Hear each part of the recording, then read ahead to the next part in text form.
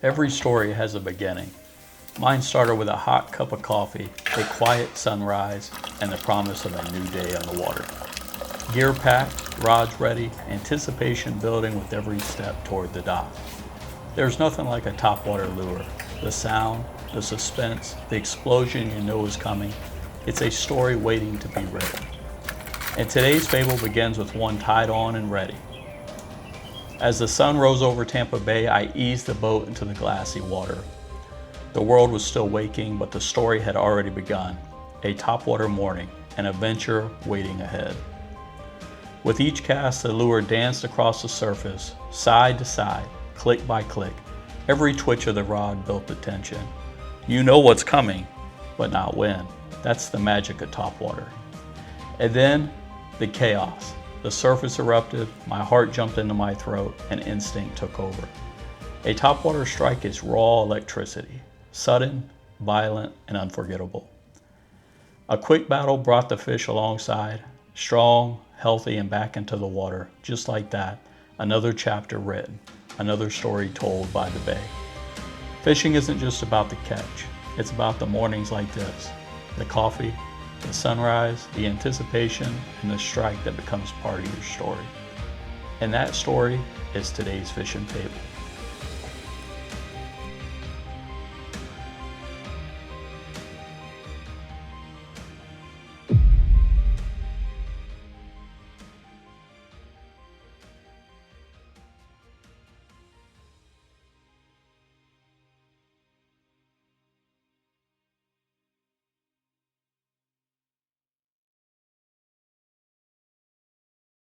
Good morning, folks.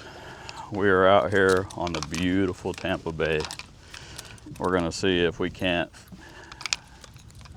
catch us something cool on topwater this morning.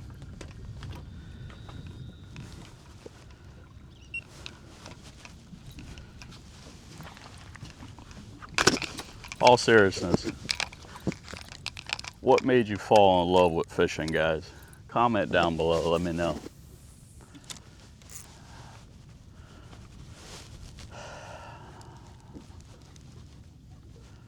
I'll tell you, my fire was lit, actually like a lot of you guys' story probably, is from freshwater fishing. My very first love was watching that bobber go down. There was something special about that. My grandfather introduced me to brim fishing when I was just a baby boy, and it was all history from there. But I'll tell you what, there was nothing that got my adrenaline fired up quite like a topwater bite. Comment down below if you agree. So this morning what I'm doing is I'm working the edge of these mangroves as the sun starts to rise in hopes to find something that's interested in my topwater. And typically what that'll be is snook, redfish, and trout where I'm located. Now if you guys have never fished the Tampa Bay, I'll tell you what, it is a beautiful, diverse fishery. And I highly recommend, if you've never fished it and you love fishing, that you do so. So I have a few different topwater lures. As you can tell here, I got this guy here. This is the, the Drift Walker from Berkley. This is the little Heddon Zara puppy. And then this guy here is a whopper plopper of some sort. I think I got it in one of my boxes a long time ago. My mystery boxes, if you follow me on Salty Scales.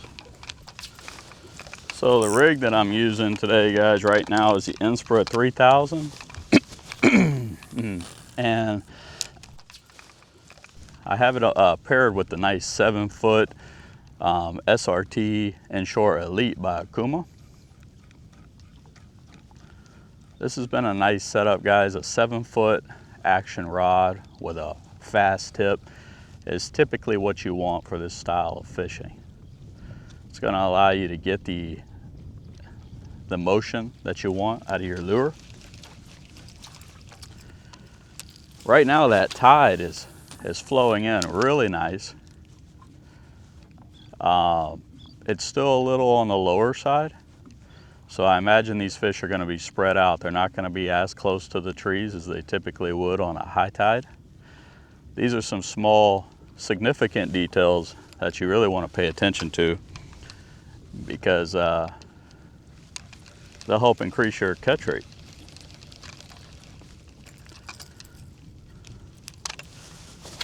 Again, I'm just working this shoreline.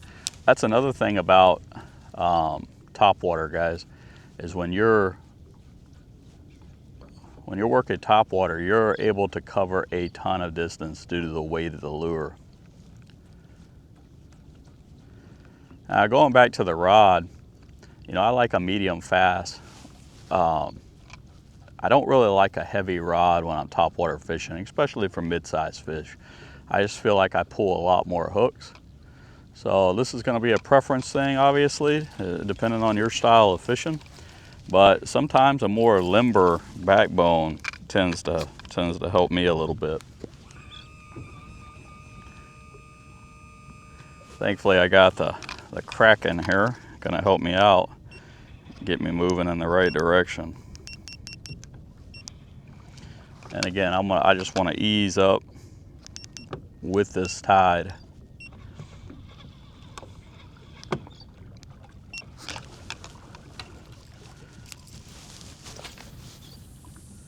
Fishing these pockets. The wind did just kind of pick up a little bit on me. We did have it a lot calmer a minute ago, right before sun up, but that's all right. It's still fishable for the method that I'm trying here. What's nice about these September months is we start to get a little bit cooler water. So these fish are a little more willing to pursue. And the heat of the summer, I find that if you're going to do this, you have to do it in low light conditions. First thing in the morning, late evening, and that's going to give you the most productivity. Make sure you remove all the vegetable, guys. They don't like vegetables. And again, when I'm doing this, I don't want to be too close, because I can make extremely long casts and not let them know I'm here.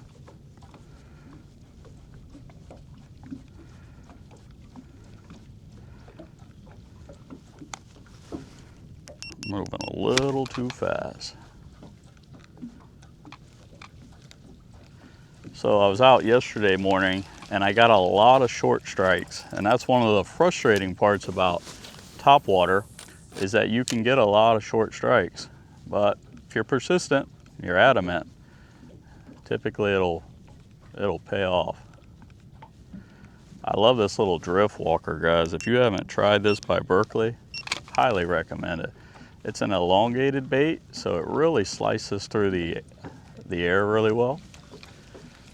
But it has a nice, slim, low profile. I notice I've gravitated towards it, and that's coming from a big heading guy. I absolutely love the spooks.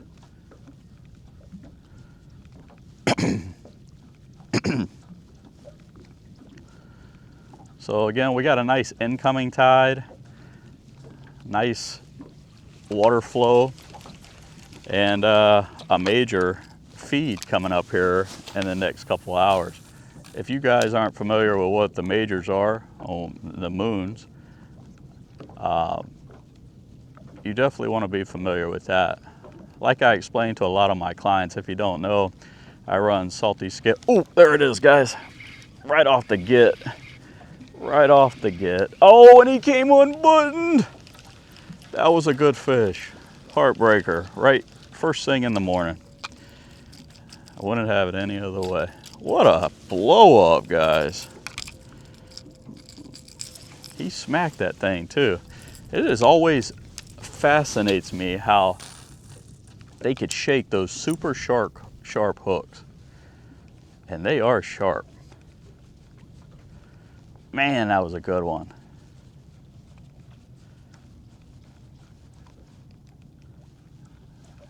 He was not messing around. He wanted that baby. Faux show.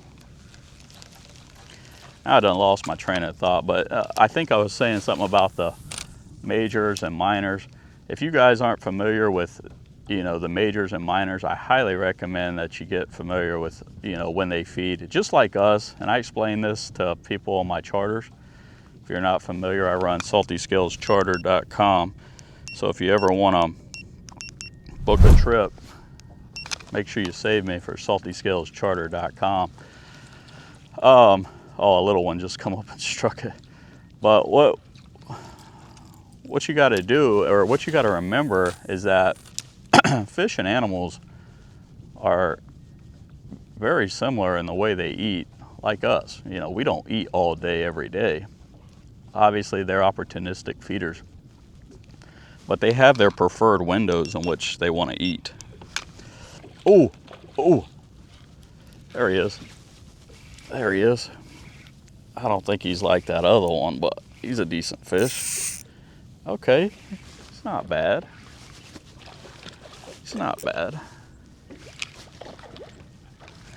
Got a little weight to him, actually. Oh, great. I got a dolphin that wants to eat him, too. It's not good. I gotta watch this dolphin, as he will eat him. Boat flip. Yeah. Nice first fish this morning, guys. Like, are you kidding me right now? Look at this. And I had him with one hook. One hook. Can you believe that? Yeah. I'm going to try to get him back over into the trees, so that way the dolphin can't eat him.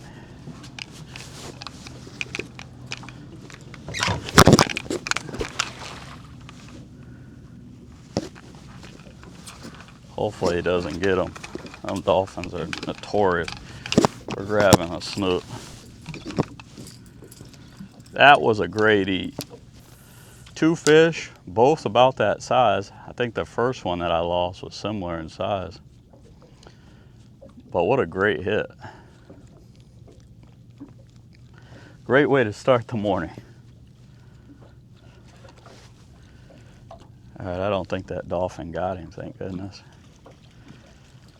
What I've noticed about the dolphin in our area is they've become more intelligent. Now, what do I mean by that? Well, 10 years ago, 8 years ago, the dolphin used to eat the fish, and mind you, they still do this, but they used to eat the fish as you were reeling them in. Now, they've become so privy to, I don't know, the fact that we're going to throw them back like snook, because they're they're not out of season right now, but when they are out of season most of the year, they wait until they're wore down, and when you toss them back, then they go and they eat them. It's wild.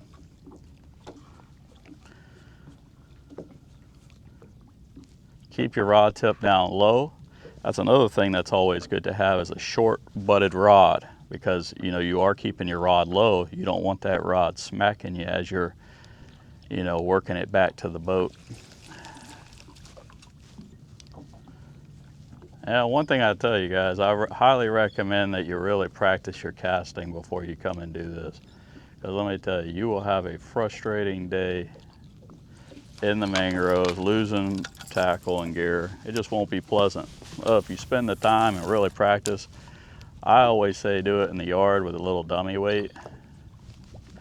And you can make fun of it by just, like, you know, do it around cookouts. When you get your buddies over, put a bucket out there, put a little wager on the table, and get everybody casting in that bucket. I'm telling you, you do that, you will be casting like a pro in no time.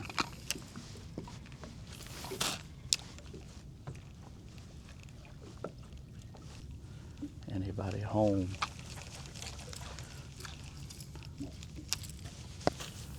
Come on, Mr. Snook.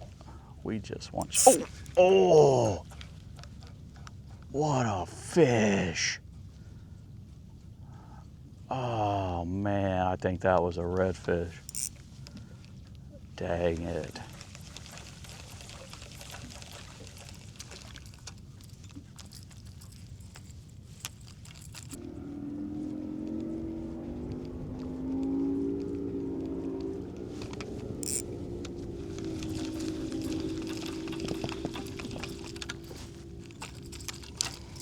Definitely catching my fair share of vegetation this morning.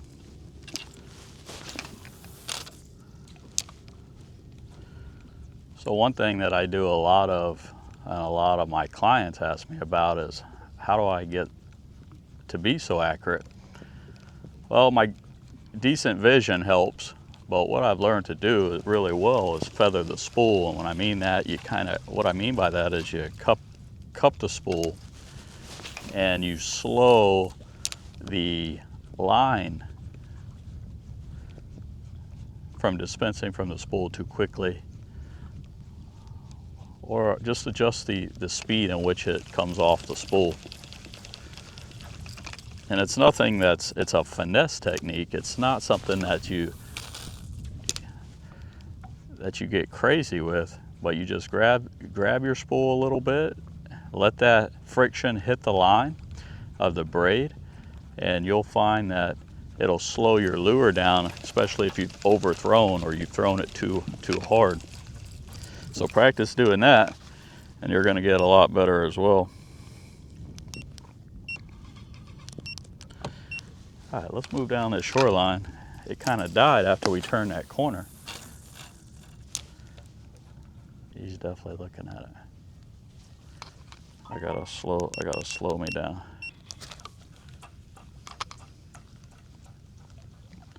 It's astonishing though, and a lot of times people will use this technique just to locate maybe a school of fish, and then they kind of switch over to something a little more guaranteed, if you know what I mean.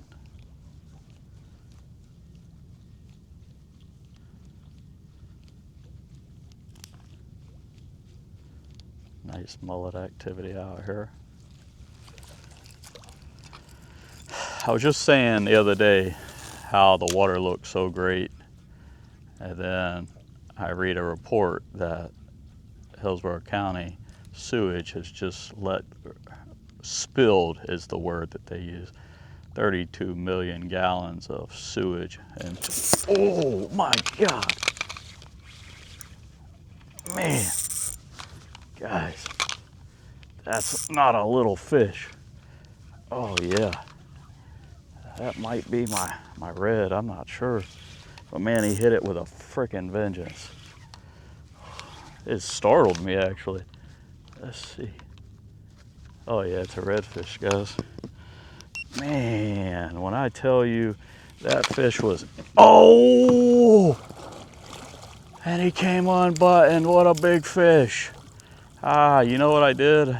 I should have flipping loosened the drag a hair.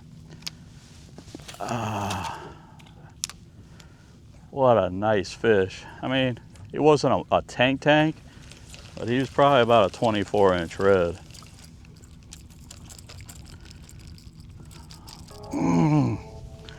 That one hurts a little bit. Again, I'll never understand how they pull these hooks. Whew. That's two good fish, just along the shoreline that I've been.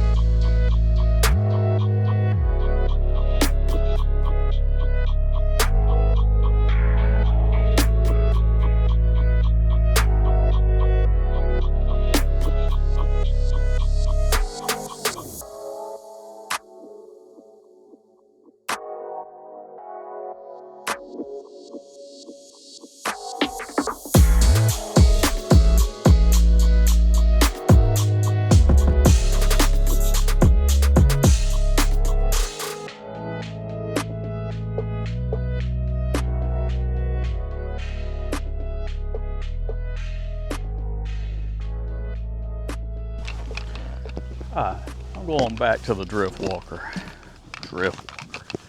Yeah, I like that. Go ahead and put the Kraken down so we can get to cracking some lips, hopefully.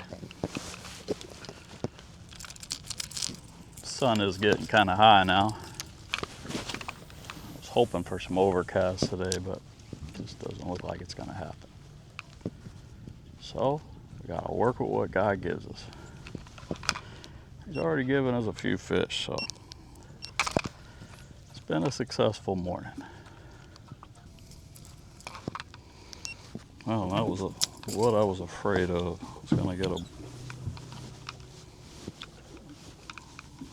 wind knot. It didn't look pretty. Where is it?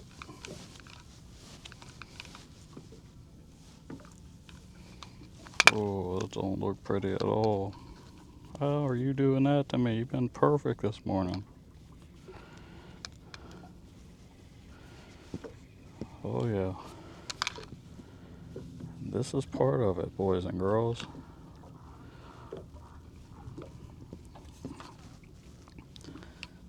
This is that Seaguar braid. I haven't used it a ton. The times that I have used it have always been fairly good, so I'm kind of surprised. I mean, any braided line can get wind knots, but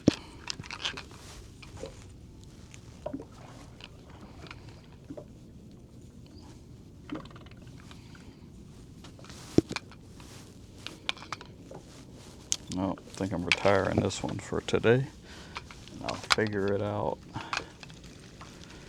when I'm not on the water. That's why you bring multiple rods, guys.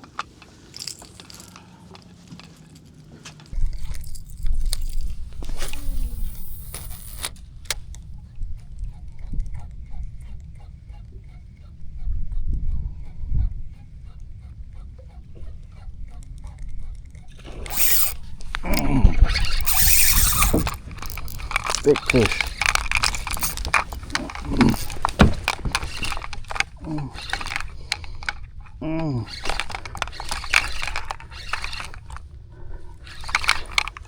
No! Oh my gosh.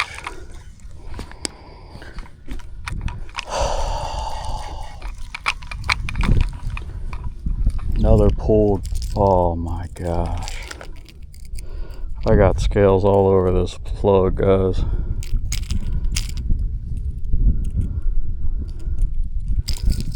Oh my gosh.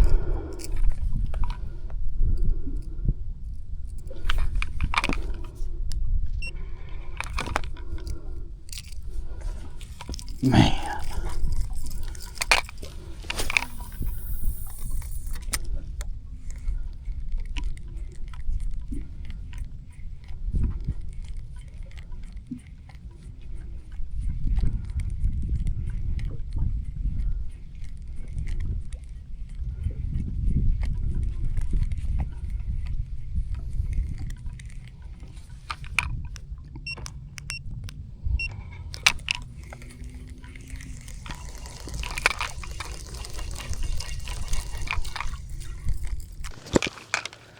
Tell you what, after that big loss, I need to hydrate a little bit.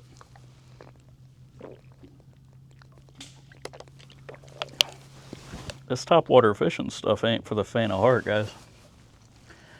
You'll get some epic explosions, you'll catch some big fish. You'll lose some good fish too, unfortunately.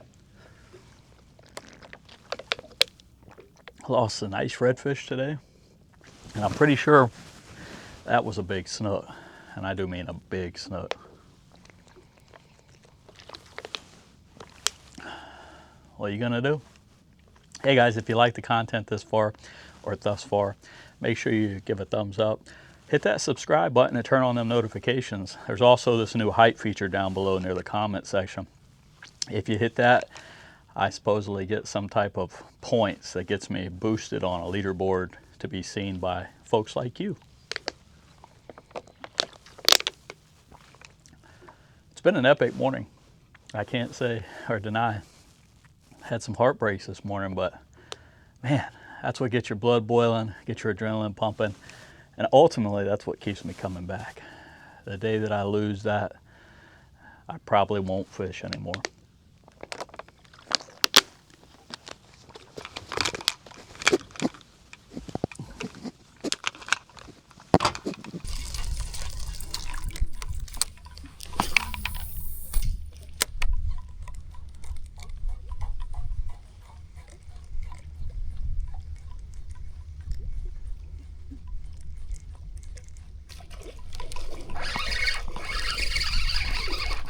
He lit that up.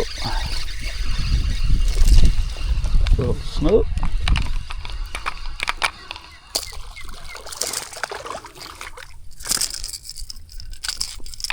Hang on. I gotcha. Hey guys, well, I probably caught about 10 or 12 snook on topwater. I didn't bore you with all the smaller fish. But overall, a really great day. We missed some big ones, but hey, that's why they call it fishing and not catching, right?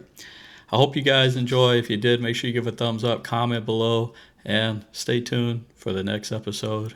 Until next time, I'll see you on the water.